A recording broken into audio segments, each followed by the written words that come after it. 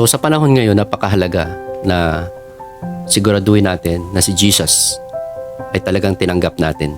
At ang pinakang ebidensya na si Jesus ay tinanggap mo, ay dapat tinanggap mo ang kanyang salita. Sapagkat sinabi sa John 1:1, sa pasimula, ang salita ay kasama na ng Diyos. At ang salita ay Diyos. At sinabi sa John 1:14, ang salita ay nagkatawang tao.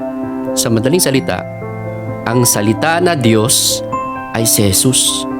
Kapag wala kang salita ng Diyos sa buhay mo, wala kang Jesus. Kaya napakahalaga ng Biblia. Meron tayong sineselebrate na Bible Month.